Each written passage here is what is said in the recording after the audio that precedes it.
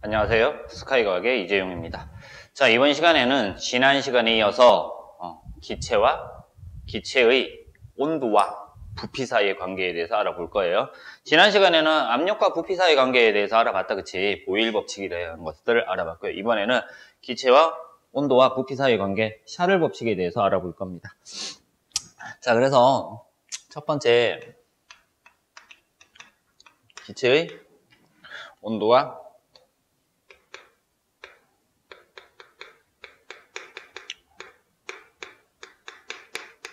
부피 관계에 대해서 볼 거야.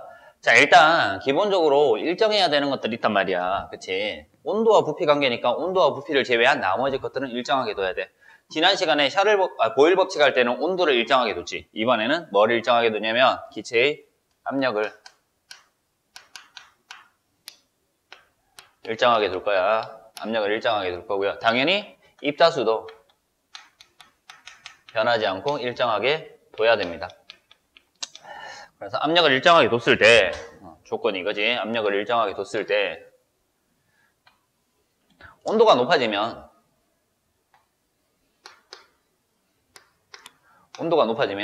부피도 어떻게 된다?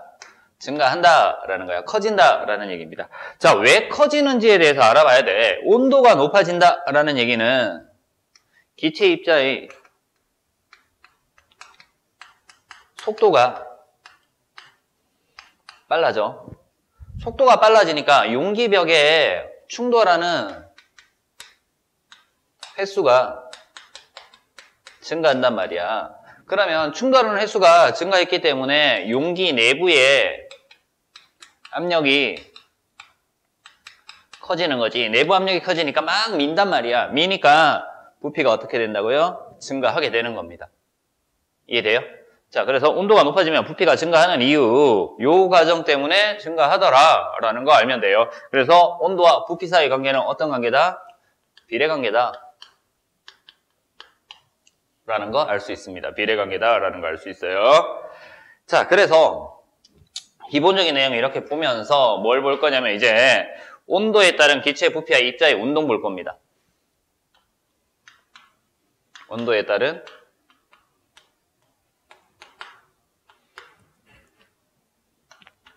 기체의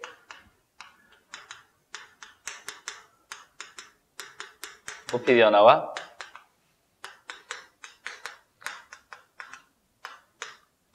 입자의 운동에 대해서 볼 건데, 자, 여기서 다 설명을 했어. 여기서 다 설명을 했단 말이야. 자, 우리 이렇게 해둘게요. 나머지 조건은 일정을 해. 압력도 일정하고요.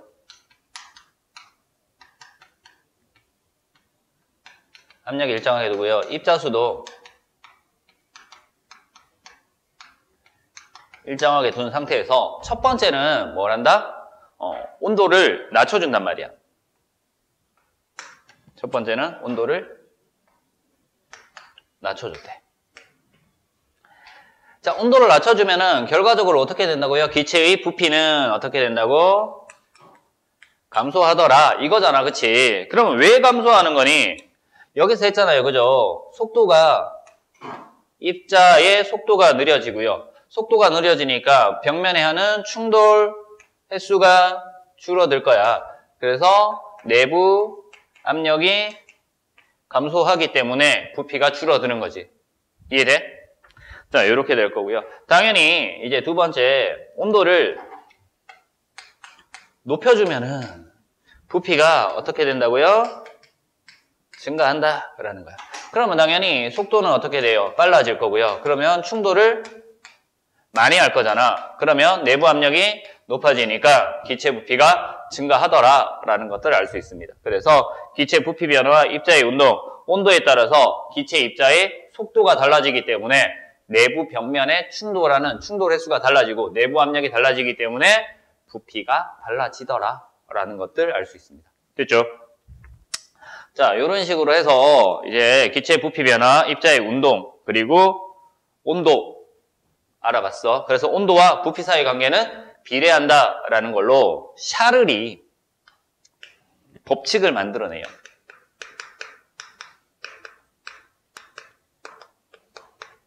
샤를 법칙 만들어내. 자, 조건이 있다 그랬다, 그지? 뭐가 일정할 때? 압력이 일정할 때. 압력이 일정할 때라고 하는 조건. 당연히 입자수도 일정해야 되지만, 그거는 고등학교 때 가서 보자, 라고 했다, 그지? 압력이 일정할 때, 일정량의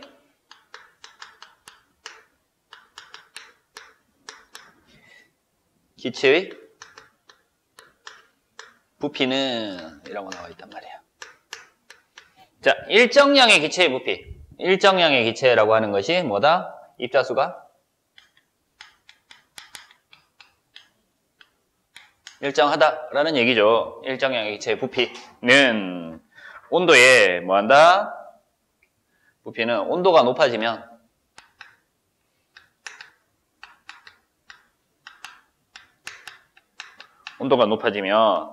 일정한 비율로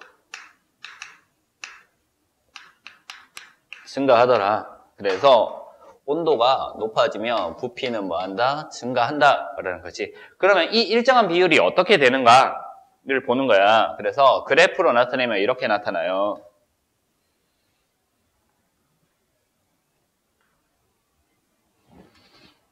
여기가 부피 리터 될 거고요. 여기가 온도 도시라고 나와 있어. 자, 여기가 0도시고요. 그래프를 봤더니 자, 이렇게 나타나요. 이런 식으로 나타난단 말이야. 이런 식으로 나타나 있어. 자, 그리고 난 다음에 여기는 점선으로 이렇게 나타낼 거예요. 점선으로. 자, 점선으로 나타나는 이유는 온도가 어느 정도 낮아지다가 이 시점에서 뭐가 일어나? 기체에서 액체로 변하는 상태 변화가 일어날 수 있는 거잖아. 상태 변화가 일어나면 부피가 어떻게 돼? 급격하게 감소할 수밖에 없단 말이야. 근데 기체에서 액체로 상태 변화가 없다라고 가정을 해서 점선으로 나타낸 거고요. 이때 이 온도, 여기 온도 마이너스 273도씨가 될 겁니다. 그래서 마이너스 273도씨가 되면은 부피가 얼마다? 부피가 0이다 라는 거. 마이너스 273도씨에서 부피가 0 됩니다. 자, 0도씨에서 부피를 V라고 둘 거예요. 0도씨에서 부피를 V라고 둔다면은 자, 이 정도 올라갈게요. 이 정도 돼서 273도씨가 되면은 부피가 얼마가 돼요? 2V가 되더라. 부피가 2배로 늘어나더라 라는 겁니다.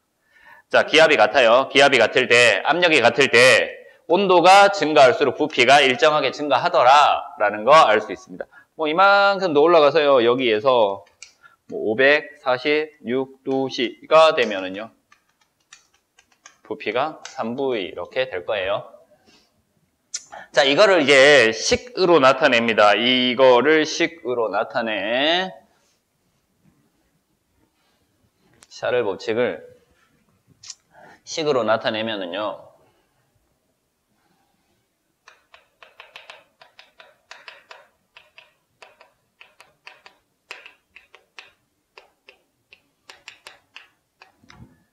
나중 부피지.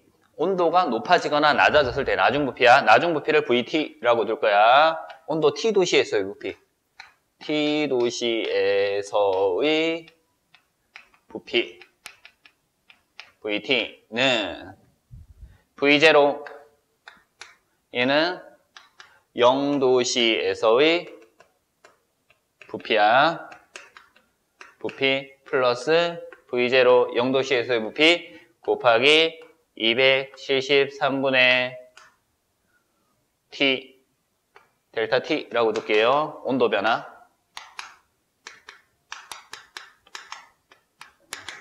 뭐 증가한 온도가 될 수도 있고 감소한 온도가 될 수도 있습니다. 그래서 샤를 법칙 공식은 이렇게 나타내요. VT는 V0 플러스 V0 곱하기 273분의 T다. 그래서 온도가 얼마? 0이 아니라 273이 되면은 어떻게 돼? 처음 부피, 0도시의 부피에 V0가 더하니까 2배가 되더라 라는 것들을 알 수 있습니다. 그래서 이 온도 얼마나 변했는지에 따라서 부피가 어떻게 변하는지 계산하는 문제들 풀 수 있을 겁니다. 그래서 1도씨 높아질 때 1도씨 증가하면 0도씨 부피의 273분의 1씩 증가하더라. 온도가 1도씩 증가할 때마다 0도씨에서의 부피의 273분의 1씩 부피가 증가한다라는 것까지 알 수 있습니다. 자, 그래서 샤를 법칙 공식 봤고요. 네 번째, 우리 앞에서 보일 법칙에 대한 생활 속의 현상 본 것처럼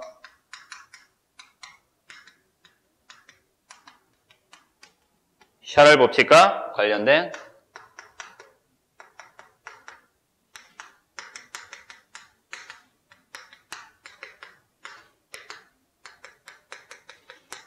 생활 속 현상들 몇 가지 보도록 하겠습니다.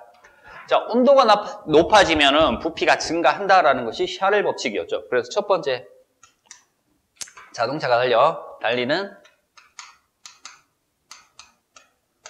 자동차의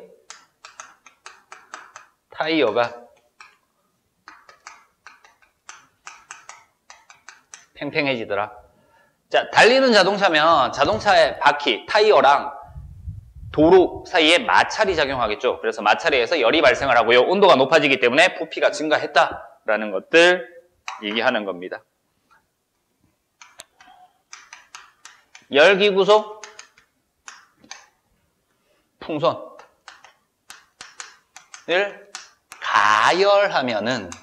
가열하면 부피가 증가해. 그러면 밀도가 감소하기 때문에 위로 올라갑니다. 그래서 가열했을 때 위로 올라가는 이유는 부피가 증가하기 때문이다. 그래서 열기구가 위로 올라가더라. 이런 것들. 자, 3번. 여름철에 태양광선이 있는 햇빛에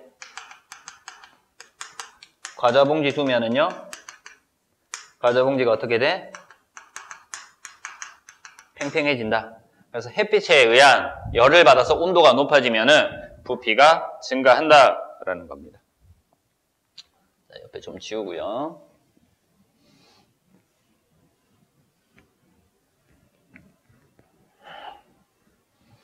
오줌 싸개 인형이 있어요. 오줌 싸개 인형. 네 번째.